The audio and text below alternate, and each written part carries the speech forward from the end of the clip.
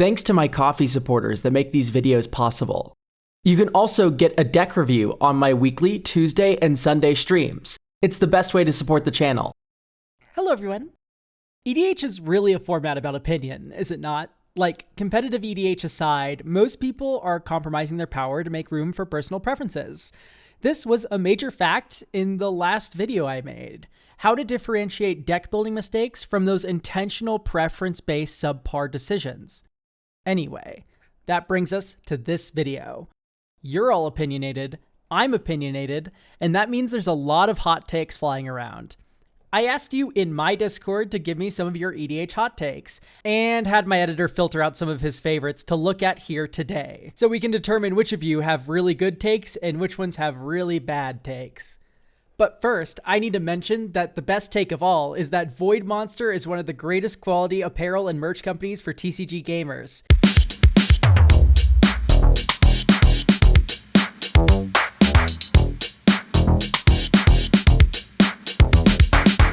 Made by Forrest ML, a former Magic artist and trusted friend of the channel, and a fellow card game player like you and I, Void Monster's next drop is the Red Collection, which includes the previously dropped Red playmat design, but also includes other accessories like a leather binder and a deck box. If you are a Red Mage, do not miss out on this deal, as it'll only be available until the 27th. Thank you so much, Void Monster, for sponsoring this video.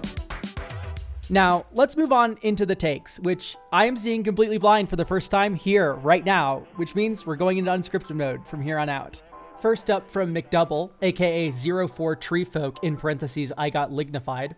Rhystic Study, on the whole, is a bad card. It doesn't contribute to your game plan, and in situations without a tournament clock counting down, it's easy to play against. This was met by 24 thumbs down and 3 thumbs up replies. Now, generally speaking, I disagree. Rhystic Study is a very good card, power level wise, but this is something I talk about pretty frequently. If you have a deck whose advantage engine is really fun to use, think of Wizards, for instance, Archaeomancer, Ephemerate, etc., including a Rhystic Study can very much overshadow these things. So while I wouldn't call Rhystic Study bad in terms of power level, I would call it bad for your game plan because it doesn't contribute. I agree with that entirely. It is, in fact, very generically powerful. There's nearly no blue decks that would not be happy with a Rhystic Study, barring some weird Cascade pile that can't have like mana value 3 or less things or something. So yes, Rhystic Study, very strong, not bad, but it's bad because it's generic, which can overshine parts of your deck that you want to shine in the absence of it. Okay, that makes sense, hopefully.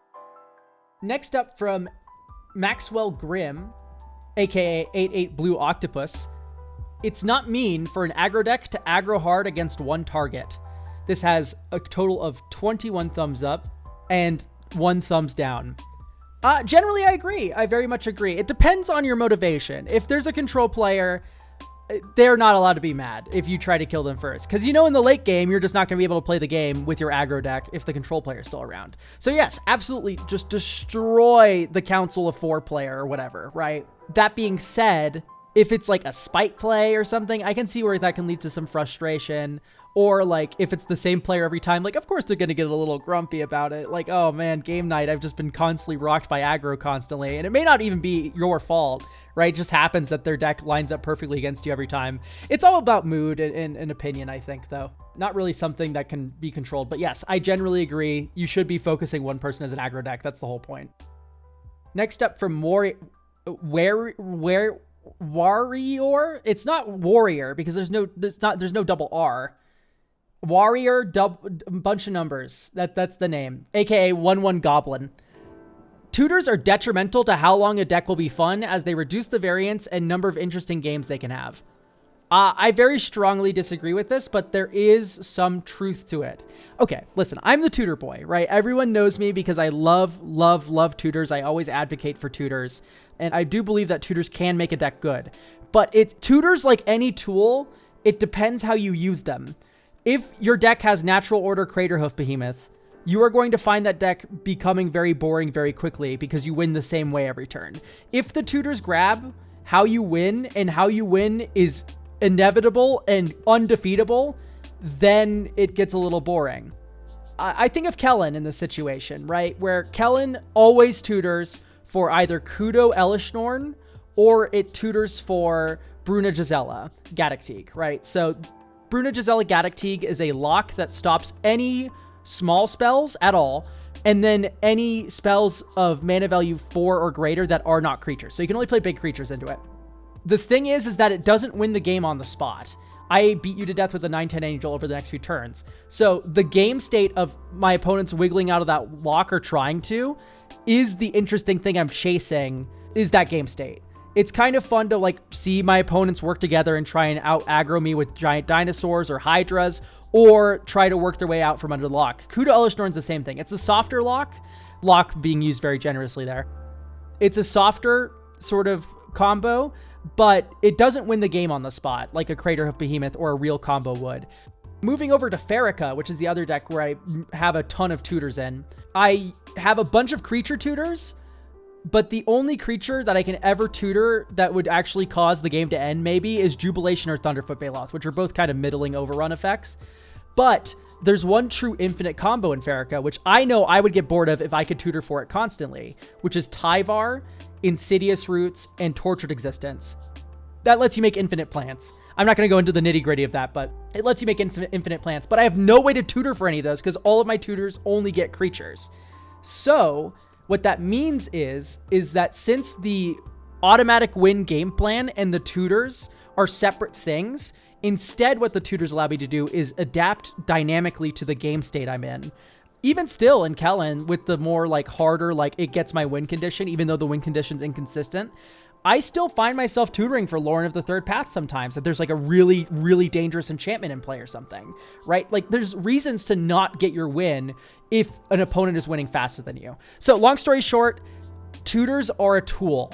If you use the tool incorrectly, then you're going to have a bad time with that deck. But that's just true with any tool. Tutors need you to have a very intimate understanding of your deck, and if you don't, you can end up ruining it with a tutor. That much I agree with, but generally speaking, you can put a tutor in just about any deck and have it be more fun than you left it. So long as it's used with intention, right? Intention's the goal, 100% of the time. Whew, that was a long one. Next up from Wormsmith, aka 1/1 Worm, almost all wins should be in combat. Okay, you play green, that's okay. That's okay. You know, we all have our flaws. But generally speaking, no. I think combo adds a lot to the metagame that I really appreciate. By saying that all wins should be through combat, it's kind of just saddening. Magic is this beautiful game with all this texture, right? You have flings, you have burn, you have combo, and by dismissing all these other things, I find it like kind of disheartening that like so many people find these other things fun and someone can just say, well, you're winning the wrong way. And I think that invalidating someone's fun like that is just kind of not the method. You're allowed to say, I don't like combo, but to say all wins should be through combat is just ridiculous. Like, I'm going to throw Malignus at your head and I'm going to laugh about it. And if you find that kind of saddening, then you know what? Magic's probably just actually not the game for you. There's just so much beautiful texture to be had in this game.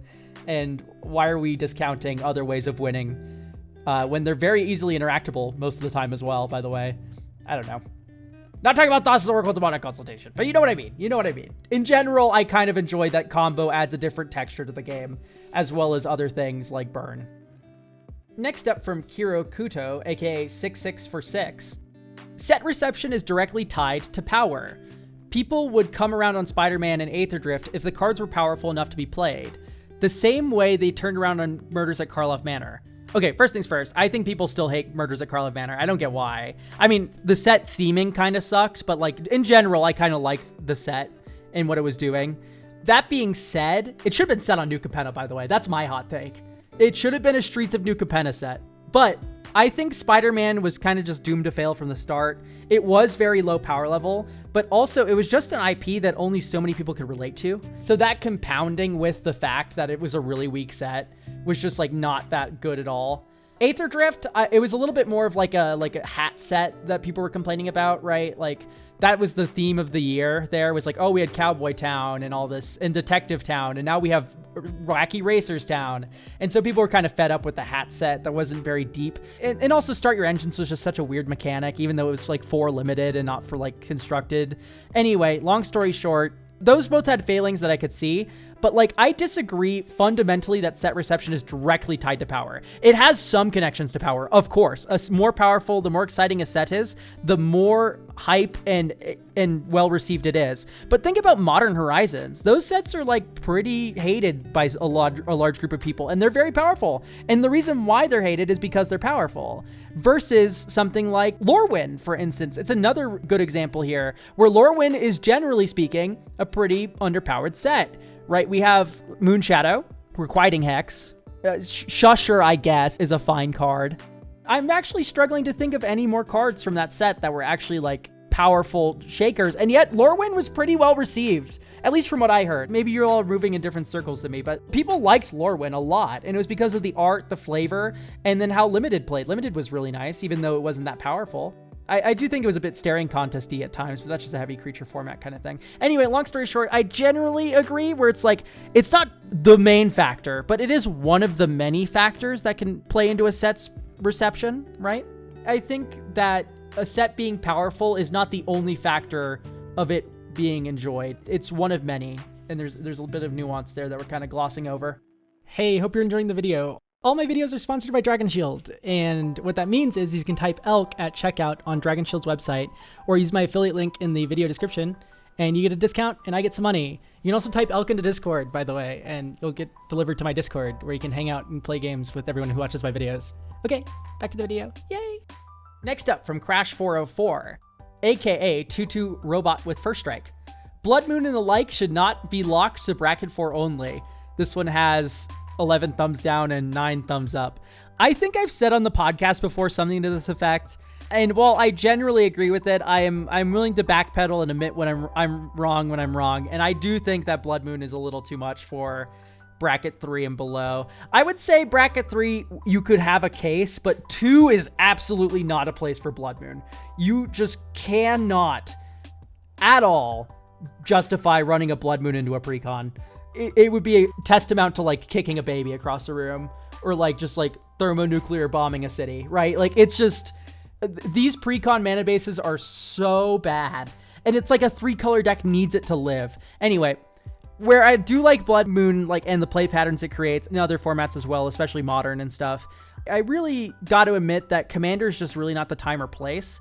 You can do a lot of fun, like slow down stacksy play patterns in casual Commander, but I do think that Blood Moon is just one of those frustrating ones where it's like, I think we need land hate. I agree with that, but I think there's better ways to do it than Blood Moon.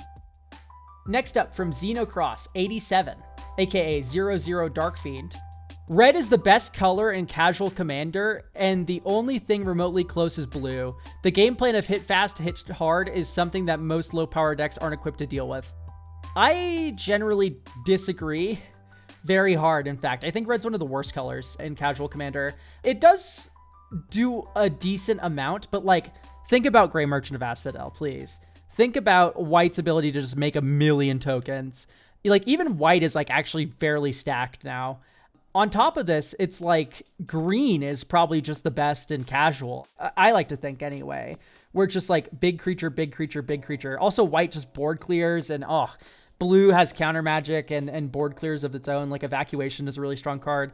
I generally disagree. I think red just has the least going for it, where it's like, if it's all burn all the time, there's a lot of counterplay to that.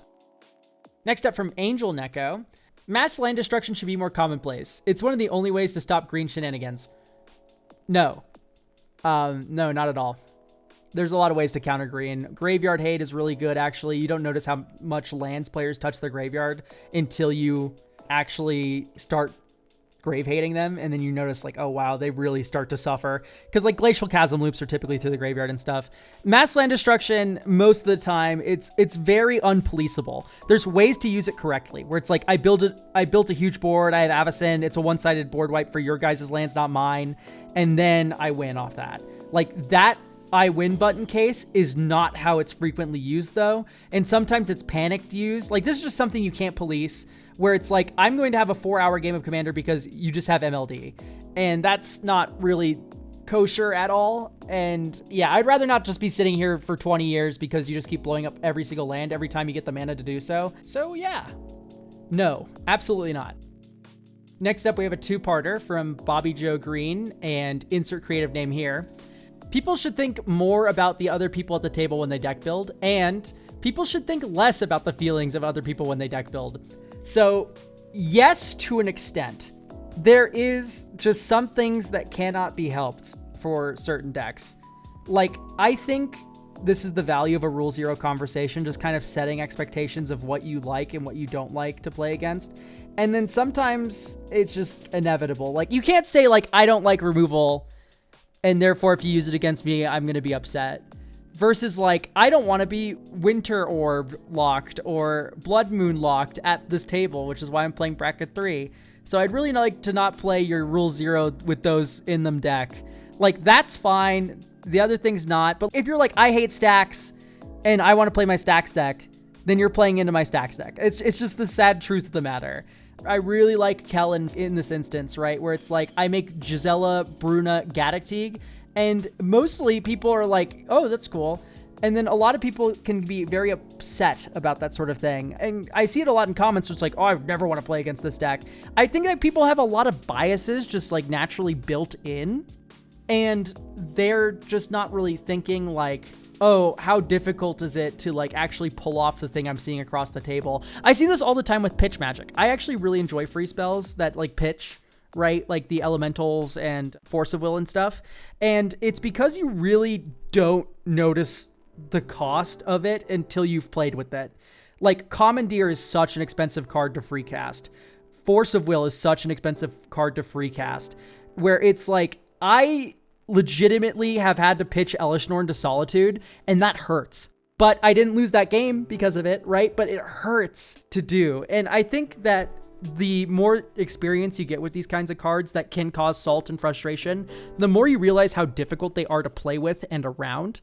Like, Rishadan Port feels really bad to get used against you, but it requires a lot of deck building on your part to make it worthwhile. Stuff like this that is not blatantly obvious when it's getting done to you, but when you do play with it, you start to appreciate the nuance of the strategy and stuff like that. Basically, I would say broaden your horizons. Try out these decks that you hate playing against and see kind of like how difficult they are to play and whatnot. Besides Nadu. Nadu's just brain dead. Actual, factual.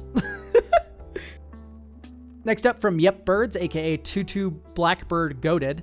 Ban the reserve list entirely from all non-vintage formats, if you ask me.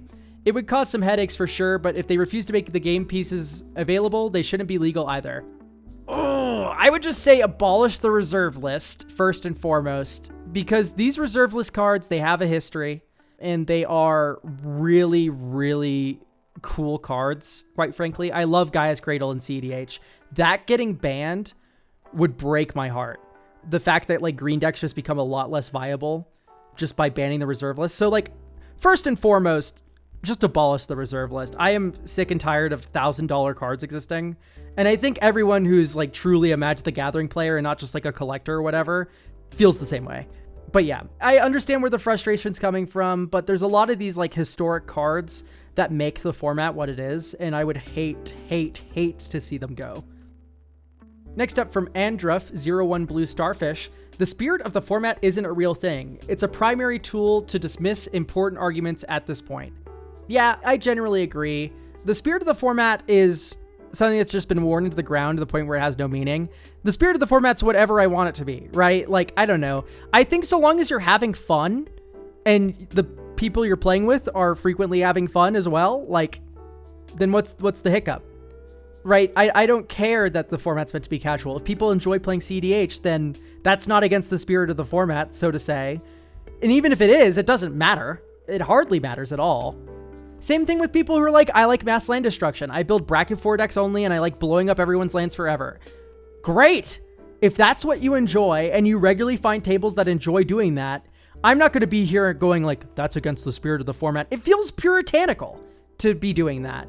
So I'm really just not a fan of ever hearing spirit of the format in any sort of like logical argument where it's like, I think people should just have fun doing what they want, even if it's against the opinion of the person who made the format or who are currently in charge of the format. Next up from Filthy Stacks Player, aka Everything Counterland. The bracket system does not do a better job of matching up players at similar power levels than Loose Vibes were doing before it was implemented. I generally disagree. A regular playgroup, even a regular playgroup in quotation marks, like a game store where there's a culture, I agree the bracket system isn't doing much. However, I've been to conventions very frequently, and I've been playing with randoms sometimes very frequently, and just being able to do a quick, like, hey, listen, this is a bracket 3 deck. Hey, this is a bracket 2 deck. Hey, I'm playing bracket 4. Are you doing CEDH? That's fine. I can punch up a little bit, right? Like, that litmus allows you to have these rule 0 vibe conversation so much quicker because you each have like a standard of measurement. Whereas like you're measuring in like meters and I'm measuring in feet, right? That was what it was kind of like before sometimes. Whereas now I'm able to go like, it's bracket 3. Maybe here's some of the game changers. Maybe this is like a frustrating play pattern that can happen if you're not careful. You're able to just quickly list all those off in a matter of 10 seconds versus just like screaming at the top of your lungs across an entire fucking field trying to explain, right? It gets you closer together and having that conversation easier. Next up from Velociraptor. That makes sense. Okay, great. Commander decks should be 60 cards instead of 100. Unironically, like, it would be kind of cool. I would kind of enjoy that quite a bit. I think it would make decks a lot more consistent in a way that I would find kind of enjoyable. Maybe a new format like Blitz Commander, where you have like 20 life, no commander damage, 60 card decks. Something silly like that. Next up from Loving Puppy Owner. Elk is always right. I agree. Next up, we have Choice Jazz Band, aka 1/1 Silver Raven. Whilst there has been a lot of great developments in understanding the game from the EDH and Greater Magic community, not everyone needs to make a video about it. People can stop posting about running 40 lands and playing removal. I'm sick of everyone, in parentheses hyperbole, trying to be a hipster contrarian. I mean, I agree. When I make videos, I kind of just talk about things that I see in my stream viewer decks. I need you guys to realize I don't actually really watch that much Magic the Gathering YouTube. I just kind of make my own things based on what I see in my stream decks. The deck reviews I do on Tuesday and Sunday. And I'll frequently see 36 lands in a turbo ramp deck. And I'm like, dude, you just cannot be doing this. And that's when I make, the video of like, hey, 40 lands, you need to be running it. So all of my videos are responses basically to what I see naturally in, I think it's now over like 600 decks I reviewed on stream, which is like, oh my God. But still, all of the videos are just kind of reactions to things I see in the format, and I don't really even check now anymore if someone else has made a video about it. I kind of just make my own video about it and roll with it. Next up is Samba. Symmetrical board wipes are extremely unfun to play against, and I don't think they should be in any deck. There's enough ways to get asymmetrical effects that slingshot you into ending the game. I don't want to play 4 to 5 more turns because you had no gas and wanted a shot at winning. Okay. I think that I agree generally. I think symmetrical board wipes do have a place, but the way you break their symmetry is by just not running any creatures or running planeswalkers only, right? So I agree in the broad sense of board wipes should be asymmetrical in Commander as finishers. And then sometimes you can panic button them. That's the idea that I like about Raths over like an overrun in that same situation, which is where like they're still usable while you're behind. But I agree that like symmetrical board wipes can lead to a lot of frustrating gameplay experiences. So I don't want to dismiss them entirely because there are places where they are good and they do shine. But generally speaking, yes, I'd prefer my Commander games to be shorter than longer. So I can see where you're coming from with that sentiment. And lastly, we have Liam 02 Toy. Anyways, hot take, but I think Karakas should be unbanned and made into a game changer considering land destruction can be seen in bracket 3 to 4 already. I kind of don't hate the idea, but I do think it's really annoying. And I don't think enough people are ready for that shift in the metagame where it's like, oh, well, I didn't draw my Ghost Quarter, so I'm locked out for the next like 12 turns because I'm a Voltron player, right? I don't think we can unban the Legends Matter land from the Legends Matter format, right? They go on to compare it to Drannith Magistrate in this comment, but like, I think Drannith Magistrate dies to Lightning Bolt and Doomblade and all these other things that are commonly run versus like a deck will have like 3 to 5 pieces of land hate and not like 10 to 12 like you would in a normal EDH deck, right? So I'm not a big fan of the idea of unbanning Karakas, even though in relating it to Drannith Magistrate, because Drannith Magistrate's just way easier to kill. That does it. That was the last take. I want to hear your guys' opinions, by the way, to these takes in the comments below. And maybe we can kind of keep this rolling as like a fun thing where like you leave your takes, I respond to the takes, you leave your takes regarding those takes. We keep it rolling. I don't know. It's something to think about. I hope you all enjoyed this unscripted, silly video, and bye.